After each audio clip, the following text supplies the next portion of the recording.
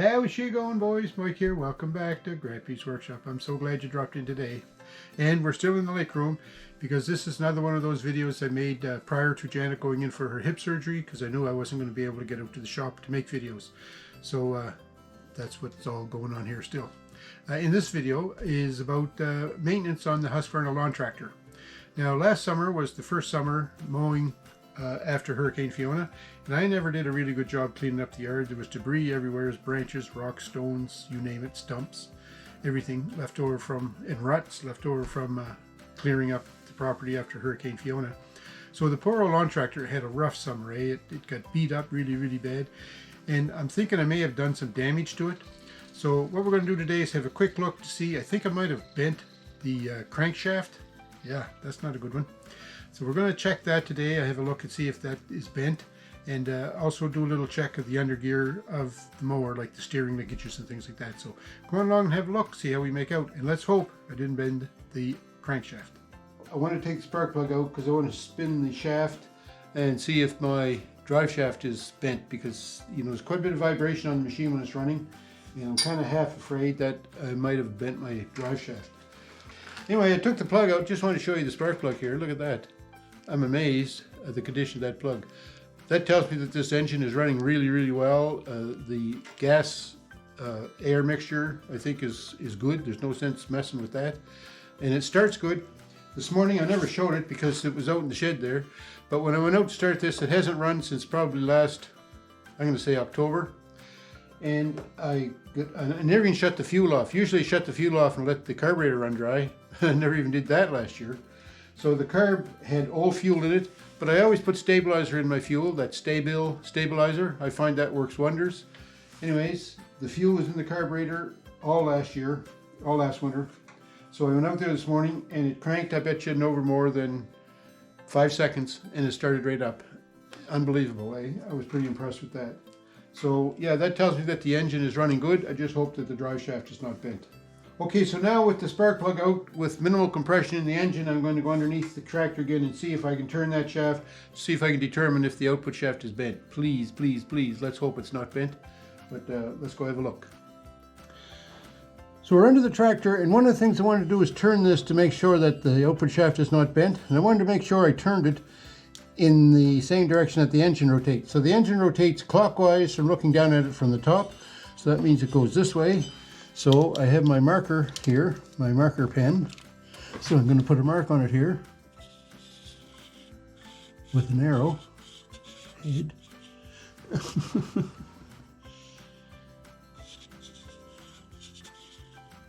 Like that. So that tells me which way it rotates at least, okay? So now I can put my wrench on here. So this is the way it rotates. Whoa. The bell, for whom the bell tolls. So I'm just going to turn this.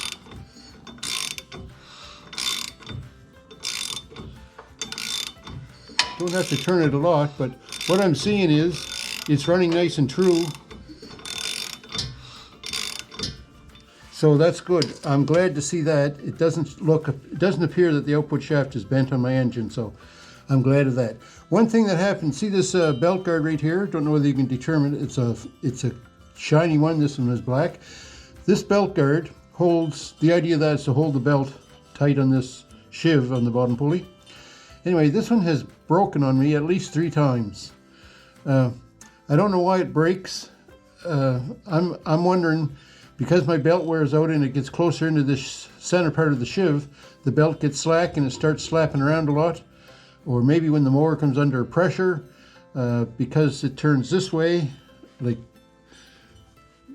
it turns this way, it puts tension on this side of the belt first, so it pulls it right out tight against this guard.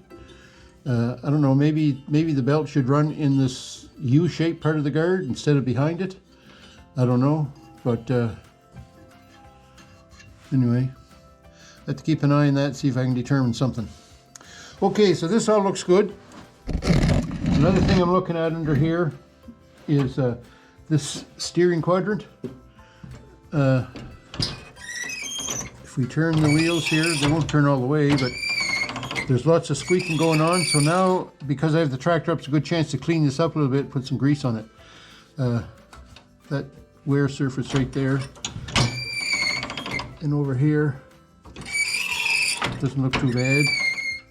Put a little oil on that kingpin and put some, probably use lithium grease on here and on the teeth for the steering quadrant. The little ball joints that are here on the tie rod ends, on the steering rod ends, I mean, there's no way to lube those, so we just have to live with those, I guess. But other than that, everything under here looks pretty good. Like I was saying earlier, the belt is in good shape down here, and also these rollers, although they're only plastic, they all sound pretty good. No rough spots in them. I don't even think there's bearings in those, they're just on bushings, so they should last as long as they don't overheat. So yeah, everything looks good under here. A little bit of cleaning, a little bit of grease on the steering quadrant, and we should be cool. Well, no bent crankshaft. That's got to be nice, eh? I like that. I was thinking it was bent. I was sure it was because of so much vibration, but I think all that vibration would just come from the mower deck, because the mower deck was in bad shape.